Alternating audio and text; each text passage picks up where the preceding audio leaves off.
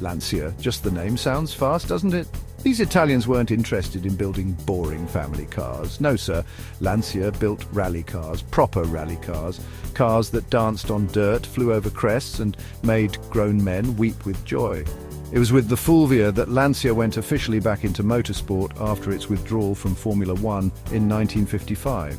From the 60s to the 80s, Lancia dominated the world of rally. They racked up championships like they were collecting stamps.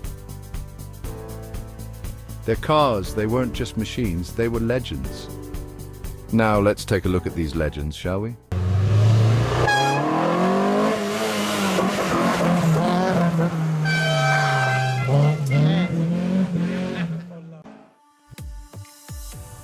First up, the Fulvia. Don't let its size fool you. This little fella was a giant killer, described as a precision motorcar, an engineering tour de force. It had front-wheel drive and a clever little V4 engine.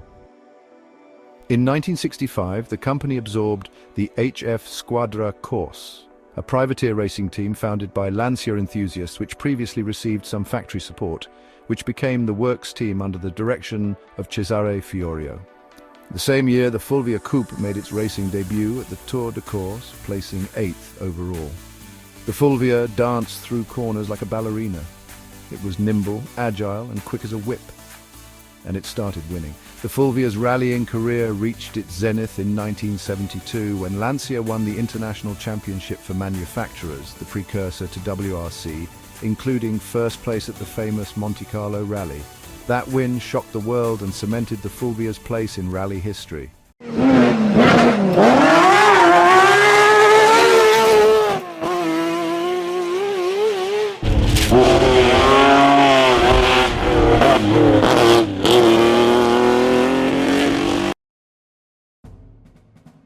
Then came the Stratos. This wasn't a car, this was a spaceship on wheels. Designed by Bertone's designer Marcello Gandini, it looked like it landed from another planet. This was the first time a car had been designed specifically for rallying. Mid-engined, wedge-shaped with pop-up headlights. And not just any engine, a highly tuned Ferrari V6 from the Dino. The Stratos was pure drama, and it drove like it looked, powerful, wild, and utterly unforgettable.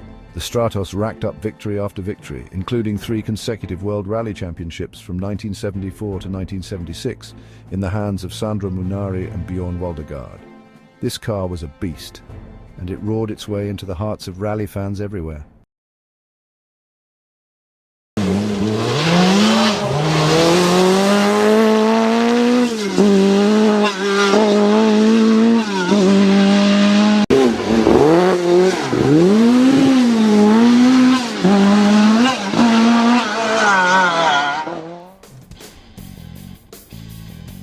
The 037, rear-wheel drive rebel.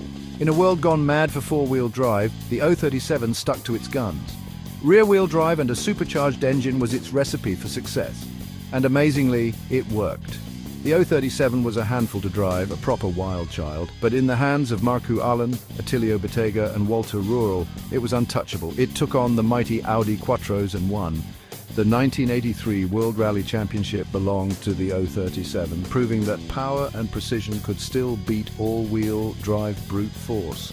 It was the last rear-wheel drive car to win the WRC.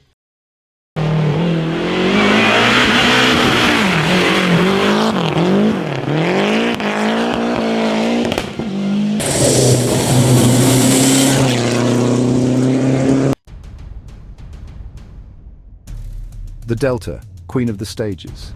This car was the stuff of legends. With its iconic Martini livery and brutal turbocharged engine, the Delta dominated rallying like no car before it or since. A record 6 consecutive World Rally Championships from 1987 to 1992. 6. The Delta was fast, reliable, and incredibly adaptable. It could win on gravel, tarmac, snow, you name it. Driven by legends like Miki, Biasion and Juha Kankkunen, the Delta became a symbol of rally's golden age and set the Lancia legend in stone as the most successful manufacturer in the history of rally, a record that still stands today. These Lancias weren't just cars, they were pioneers, innovators and champions. They made rallying history, and their stories will be told and retold for generations to come. Why? Because in the world of motorsport, legends never die.